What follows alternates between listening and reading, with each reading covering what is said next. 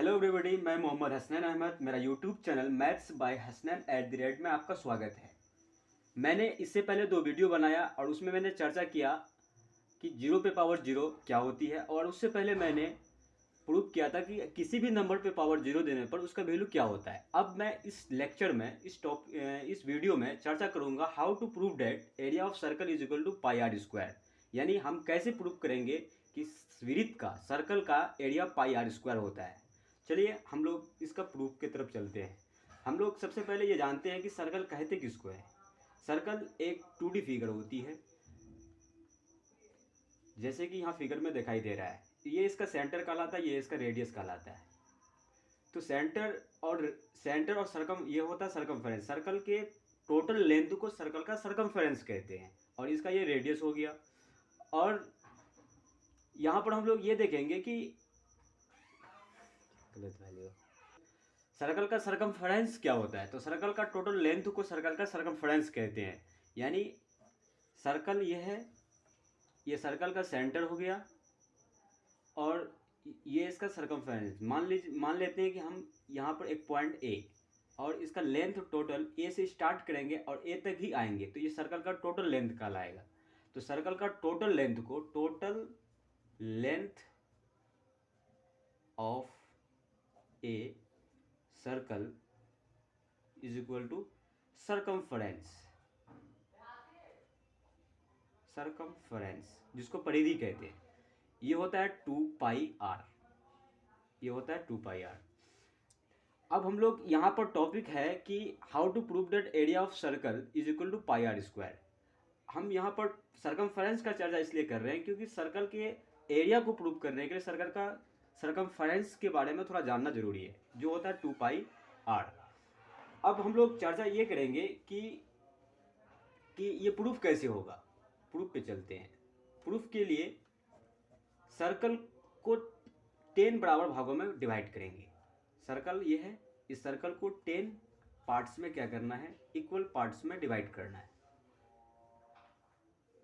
ये 10 पार्ट्स में डिवाइड कर रहे हैं। मान लेते हैं ये 1 2 3, ये 4, और ये 5, ये 6, ये 7, ये 8, ये 9, और यहाँ पर मान लेते हैं ये 10। तो सर्कल को हम लोग 10 पार्ट्स में क्या कर दिए, डिवाइड कर दिए।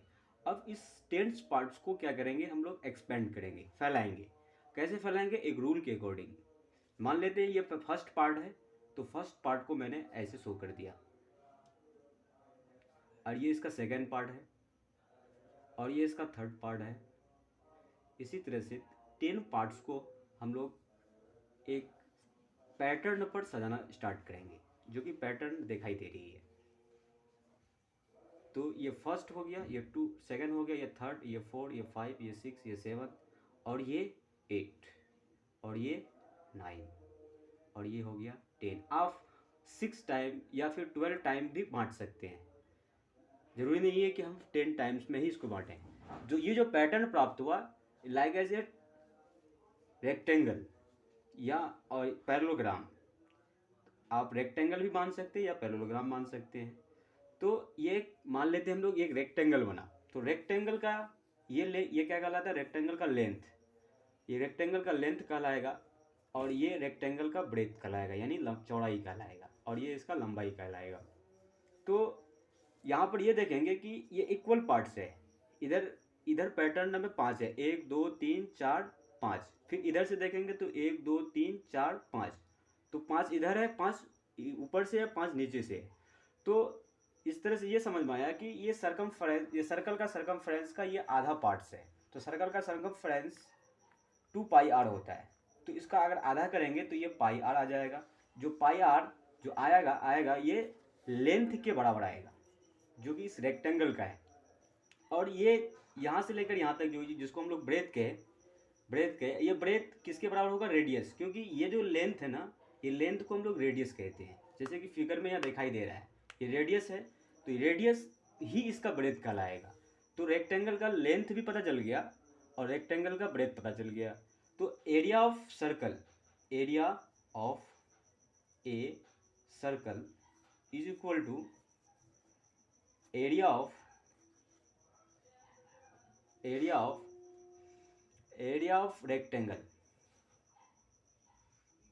एरिया ऑफ रेक्टेंगल, तो एरिया ऑफ रेक्टेंगल क्या होता है, l into b, length into breadth, लंबाई गुना चौड़ाई।